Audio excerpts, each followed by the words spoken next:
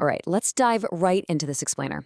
Today, we're going to explore the raw mindset behind extraordinary success. And we're doing it by looking at a defining, genuinely terrifying moment back in 2008. We constantly see the polished end results of breakthrough innovation, but we rarely study the brutal, messy process that actually gets us there. So we are taking a trip back to a time when one of the most recognized figures in tech was quite literally fighting for his professional life. Picture this. It's 2008. Your companies are bleeding cash. People are publicly dragging your leadership, questioning your every decision. You've got rockets literally blowing up, your car companies are on life support, and your biggest, most ambitious dreams are just inches away from total collapse. We really have to stop and ask ourselves, how would we react in that exact scenario, watching our life's work and a staggering personal fortune just disintegrate? Let's be honest, most of us, we'd walk away. It is basic human nature to just quit when faced with that kind of crushing public ridicule and the loss of a hard-earned fortune. The pressure would be completely insurmountable for almost anyone. But Elon Musk did the exact opposite. He looked at what seemed like total, absolute ruin, and instead of retreating, he saw an opportunity to learn. Those failures that almost destroyed him, they actually became the blueprint for his future. Part 1. Building the Fortune. To really wrap our heads around the sheer weight of this 2008 crisis, we gotta rewind a bit and look at how he built this empire in the first place. This context is super important because the more you have, well, the harder it is to put it all on the line. It started in Pretoria, South Africa, a fascinated kid immersed in books, learning to code, and even building his own video game. He eventually moves to North America in the 90s to chase the tech boom, co-founds Zip2 to help newspapers get online, and then moves right on to X.com, which eventually becomes PayPal. He meticulously built this massive, secure empire at a time when most people still didn't even trust the internet. So here is the crucial point. When Zip2 and PayPal sold, he earned an absolute fortune. A lot of people would have stopped right there, maybe bought an island and just protected their wealth. But instead of guarding that new money, he actively chose to risk it all. Why? Because he didn't look at money as a trophy. To him, money was simply a tool used to build the future. Which brings us to part 2, surviving the crash. That crazy willingness to take huge risks leads us directly to the climax of the 2008 crisis. He takes the resources from those early wins and just pours them into new, seemingly impossible dreams. In 2002, he founds SpaceX. The goal? Make space travel cheaper and help humanity become a multi-planetary species. Now, that sounds incredibly inspiring today, but back then, building rockets was something strictly reserved for global superpowers, not a random tech startup. And the reality of trying to engineer rockets from scratch turned out to be brutal.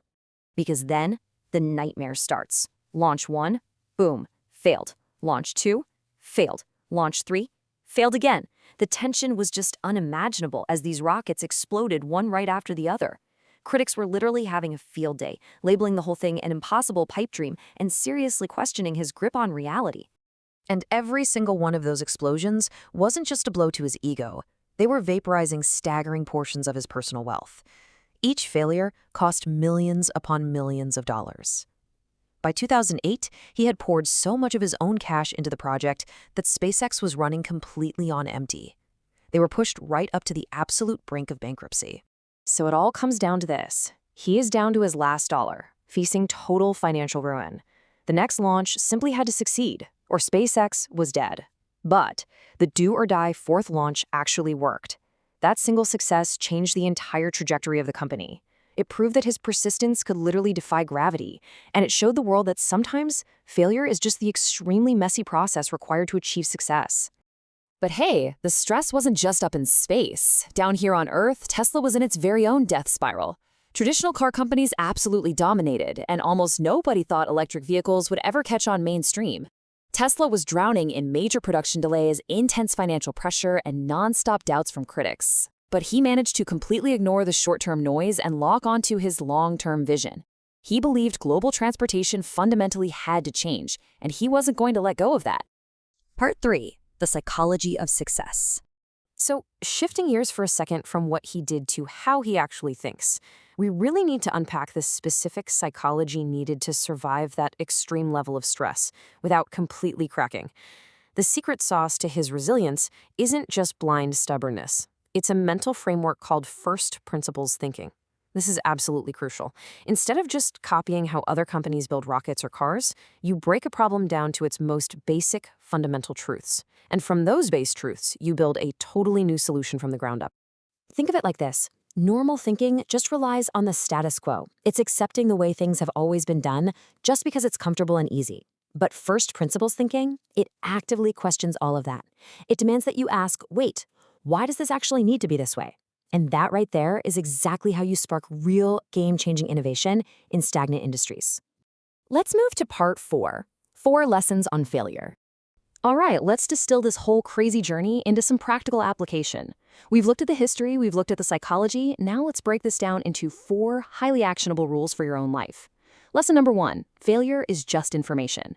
Every single mistake, every delayed project, or every exploded rocket, it is not a final defeat, it is vital data. It gives you the exact knowledge and feedback you need to immediately improve your next attempt.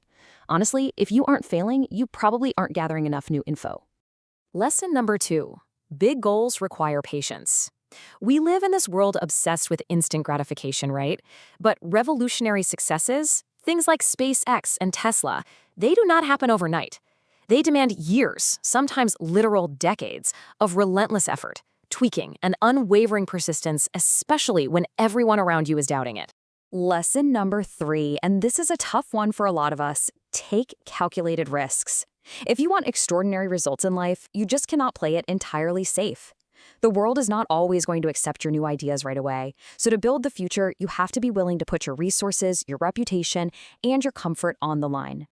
And finally, lesson 4, keep learning.